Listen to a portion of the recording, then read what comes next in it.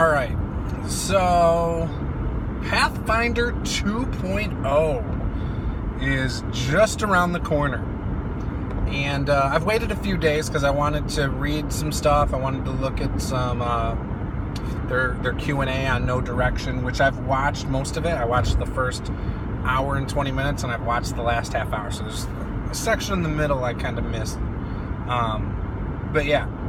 And I've read through lots of comment threads all over the place, on Facebook, forums, and it's interesting. It's very interesting, especially a lot of the comments people are making. And they vary. They're all over the place. Some people think that this is a much needed change. The system, when they release 2.0 officially, it will have been out for about 10 years. And, you know, based on research they've done, when editions were done properly, it was about 10 years every time. You know, first edition D&D and advanced D&D and all that. It was when they hit 3, and then they did 3.5. That was about 4 or 5 years. And then they did 4th edition like 4 or 5 years after that. So that's one of the things they realized. And they even said when they released the game after a few books, their main publisher, I forget his name now offhand, Mike Lima, sorry, I'm butchering it. I know his name, I just can't think of it right now. Anyways, he even said that after a few books, he already had rule change ideas that he wanted to incorporate, but he wasn't going to just do it. He wanted to wait until they've played the whole game and until they figured out everything they wanted to do, not just a couple things, and do patchwork as they went. Which, if you talk to some people, I think Pathfinder Unchained kind of did some rule changes, some patchwork. But, yeah, so that was very interesting. And he really wanted to have a complete first edition game. Like, that you could do all your fantasy stuff you wanted to. And I think they did that. Pathfinder I think they did a great job for what they did. The system is far too crunchy for my taste. They claim that 2.0 is going to be crunchy.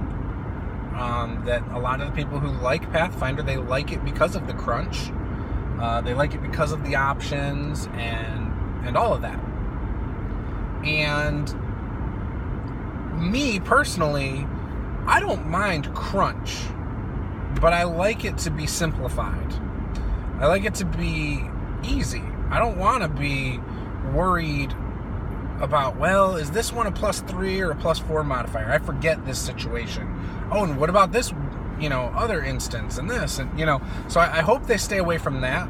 I don't like a lot of the situational things that people do with their systems, and simplify it. 5th edition's probably a little bit overly simplified, but Pathfinder is too crunchy for me, personally. I feel like there's got to be something in the middle. I kind of am hoping Pathfinder 2.0 hits that sweet spot. I have a feeling it's still going to be on the crunchy side, but we'll see. I like some of the stuff I've heard. Some of the things they've mentioned are 3 actions in a turn, and some actions like spells might take 2.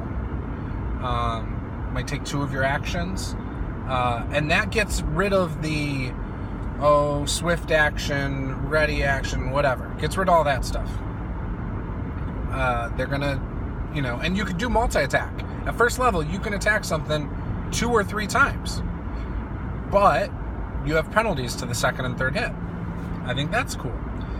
They elaborated a little bit on some of the abilities. Like, a fighter will get a charging action, which allows them double movement and an attack, and rather than that being 3 actions, it's only 2 actions. I think that's cool. Incorporating these special maneuvers or abilities into the action economy like that, I think will make your characters unique. That doesn't mean the cleric can't charge and do an attack just like your fighter, but your fighter can do it and then do something else. Your cleric can only do that, and that's their turn. So I think that's pretty cool that they're doing that. Sounds like you'd be able to do 3 movements, up to your 3 movements, basically a sprint. That's cool. I like that. I can't believe that is not something I've ever thought of, to be honest. Because I do a lot of theory crafting with rules and stuff, and I feel like that is a really cool breakdown of a turn. Just 3 actions, and everything costs at least 1 action. I like that. Now, I don't think they covered if like drawing a weapon costs an action or stowing a weapon costs an action, but that's cool. If it does, I'm fine with that. I mean, you have 3 actions. The other thing that I like that I heard is shields. So in order for your shield to be effective, you have to ready your shield as your action, as 1 action. And I think that makes sense. So you could ready your defensive action or ready your shield, and then the hardness of your shield does damage reduction. I don't know if it makes it harder for you to be hit, but they worded it like it would do reduction. Now, I don't feel like a shield should be reduction. I feel like that should actually prevent you from being hit, but either way, I think that it's an interesting step with the mechanics that I'm interested in seeing in play. They had mentioned that it is possible to have 2 shields. It is possible to attack with a shield, and they think the new rules will be better for attack actions with shields, for example. I'm curious how they're going to handle dual wielding with the 3 actions. I think, personally, I would like it if dual wielding you could do on 1 action 2 attacks, just because it's 2 hands. I also think it would be cool if you could choose to do a defensive action dual wielding that would give you a better defense too. I think that would be cool. I don't know what they're going to do though. Some other things that I'm excited about. There's some things that, again, the publisher had mentioned he hates, like detect magic, and some other rules and things that he doesn't like, that I am hugely in favor of changing. I am not a fan of detect magic. I think it's one of the worst rules in the game. In any RPG, it takes away anything that takes away surprise in general, or not that as a DM you should try to one up your players, but I feel like anything that takes away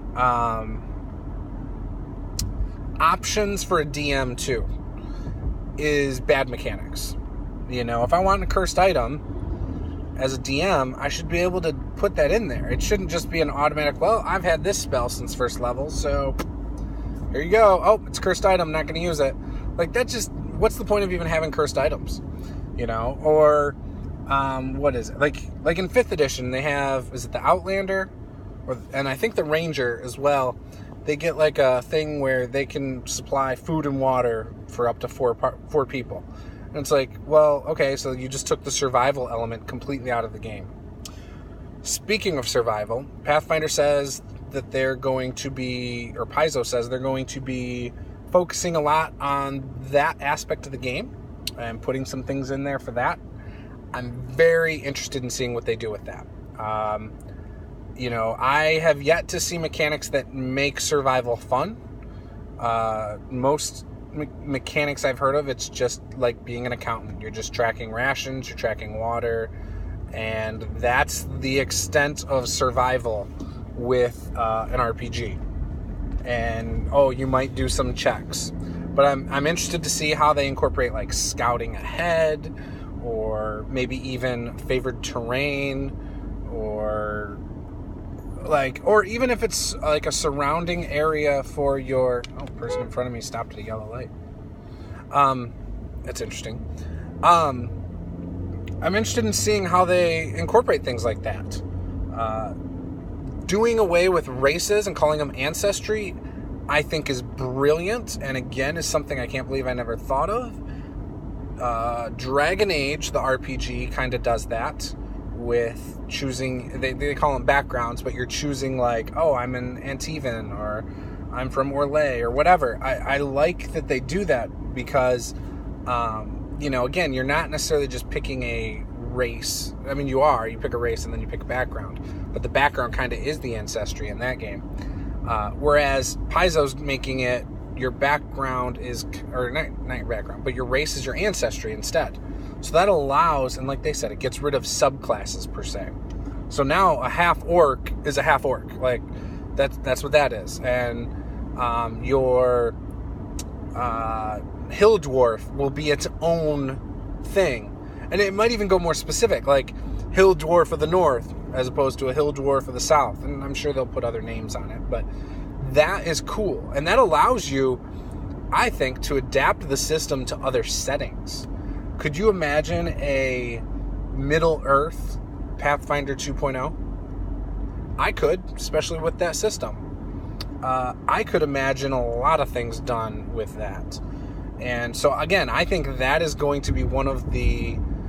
Obviously, in the core book, I think it's going to be pretty basic. But as books continue, as we get an Ancestry Unlimited, as one of the guys from No Direction said, I think that'll get really good. Galarian adding ancestries, like a world book adding ancestries, like all that stuff sounds awesome. You could just have a ton of stuff. They are adding a class to the core book, the Alchemist, which, according to them, is one of their more popular classes. And from what I've heard from a lot of Paizo fans, it's a class that they actually did really well with, too. One of the classes that almost made it, that didn't as of right now, and probably won't, is the Witch class. But the reason they said that is because you can kind of replicate the feel, almost, with other classes. Like, it sounds like with Wizard or something. Now, races, or ancestries. They're adding Goblin to the core book. Again, this makes complete sense to me. I know some people are like, why would you add a goblin? Why would you add a monster race? That doesn't make sense. First of all, this is Paizo. This is We Be Goblins 1 and 2, and I don't remember what they call the third one. But, I think they ended it. I think they only have 3. Basically, in those, you're goblins. You play as goblins. Also, Paizo's mascot is a goblin. So, again, them adding a goblin to the core book, it just makes sense. It's Paizo. It's Pathfinder. It's their thing. So I think that's a good idea, actually. I don't think that necessarily works for other games and systems. I mean, sure, a goblin might be fun to play, but like, for example, if Kobold Press released their own system and put a kobold as a playable race in it, I feel like that would make sense, Or if, you get what I'm saying. So, Frog God Games released their own system. Maybe they have a frog or a bullywug type character race. That would make sense. Again, so, I don't know. It's not a big deal. The playtest, from what I've heard, is going to be over 400 pages. And they're hoping to keep the core book under 500 and some odd pages. That's a lot of pages. My book, because of the page count, is actually showing wear and tear from sitting on the bookshelf, from the pages being so heavy and pulling on the binding. I don't know if there's a way to fix that. Anytime you have a big, thick book, like my Dragon Age book does the same thing, it starts pulling off of the binding. So I like the fact that it's going to be an all-encompassing core book. It's going to have DM section. It's probably going to have some monsters, I would hope, in the DM section, traps, things like that. Enough to play the game, right? I appreciate that is something that I can expect with the core book, most likely. Now, people are worried that it's, pay to play. It's not. You can get the PDFs for free. They're going to have PDFs of that, the adventure module, and it sounds like possibly the flip mats that they're doing for the adventure. The limited print run, you can get a soft cover version of the book, I want to say, for like $25. You can, which is not bad. I mean, that's better than trying to print out a PDF and go to Kinko's or Office Max or Staples or whatever to print your stuff. Even to print it at home, it's going to cost you more to do that. So you're saving money if you order the soft cover. So you might as well do that, at least, if you're interested in having a print copy, rather than spending a fortune trying to do it yourself. The other thing, they're going to have a hardcover, which is just like the one shown where it's the white dragon, and it's really nice art. It actually looks really sweet. That, I think, is going to be $45, I think. And then, obviously, you have to pay shipping unless you do it through your local gaming store. They might do shipping for you. And then they're going to have a special edition, a faux leather-bound version. And that one is going to be, I think, $60 or $65, which, you know, people are like, well, why are they selling this stuff? And it's like, because it's a collector's edition. It's going to be a limited run. I mean, why not? I mean, heck, if you don't want to buy it, don't buy it. Do the PDF and playtest it. If things work out, you know, in the next month with my job, I might try to get the leather and the hardcover, you know, or maybe I'll just get one of each just because, and that way I have table copies, and I can do a review on all of them or whatever. If that's something you want to see, let me know below, and I will try and do that. I mean, you're talking what, $120 for 3 books for the table? That's not bad. You know, table copy would be the soft cover. The faux leather would be mine, and then the hardcover I'd probably let my wife use. So I think that would work out pretty well. Feats are staying. Feats are going to be fantastic because I like feats. Not necessarily how many there were in the past and how, you know, it was so hard to account for all of them, but it sounds like that's staying in the game. And so I think that allows a lot of customization. It allows a lot of specialty type of characters. So not every fighter is the exact same fighter.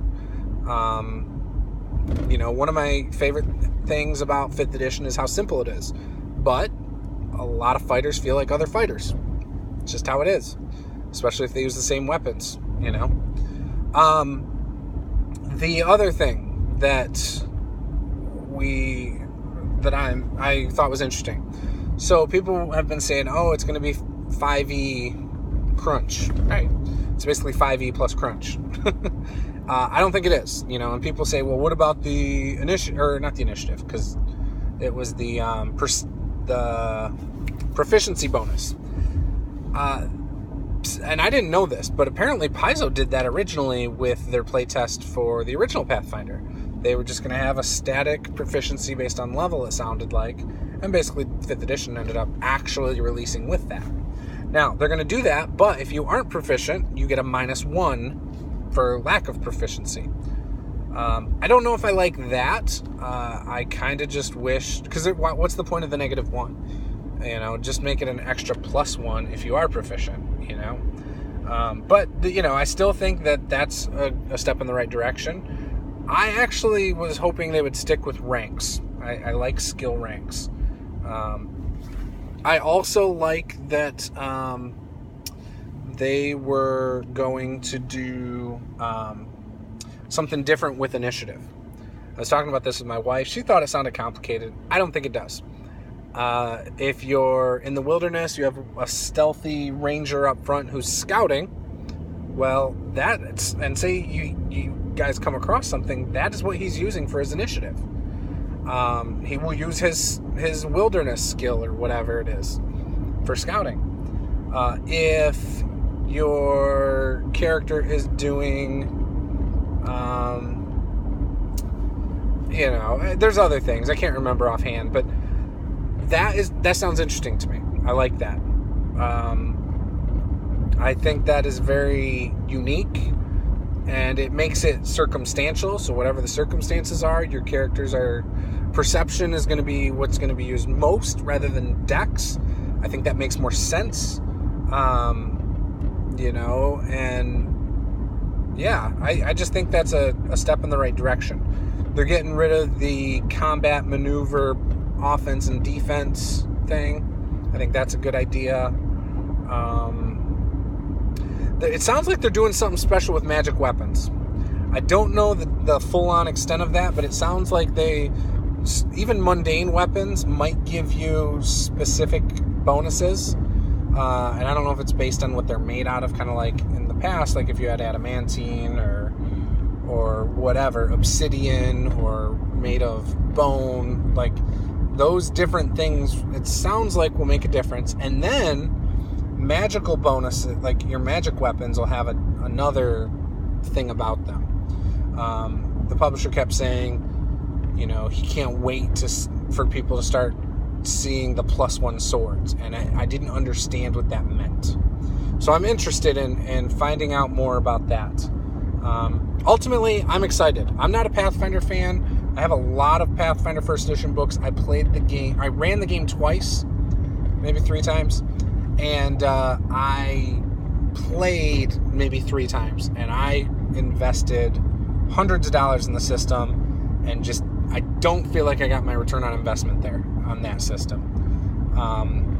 So who knows? Maybe I'm a sucker and going to fall for it again with 2nd edition, but I think it's going to do well. I think there's enough people out there who don't want 5th edition as their primary game. I think, some people think it's too simplistic. Then there's people who think it's too easy as a player. Now, I don't think it is. I think that comes down to the DM, but Pathfinder has always been easier for the player, I feel. And so I don't think that will fill the void there for those people. But for something that has more crunch that people might want, I think it could as an alternative. And then there's just some people who are just anti-Wizards of the Coast, and for them, this might work for them too. There's a lot of Starfinder fans out there. Again, Pathfinder 2.0 I think will be cool. I am at least probably going to do the playtest, and if I like it more than 5th edition, I'm definitely going all in. I don't foresee that happening.